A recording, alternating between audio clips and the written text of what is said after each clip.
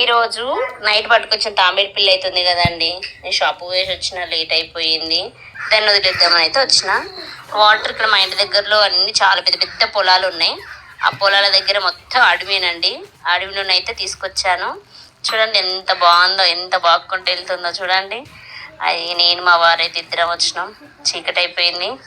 దాన్ని చిన్నగా వాటర్లో వదిలిన.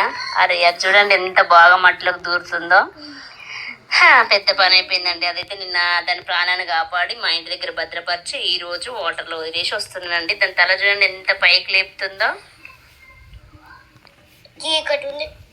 ఓకేనండి, నాకైతే చాలా హ్యాపీగా ఉంది. దాని ప్రాణాన్ని కాపాడి మళ్ళీ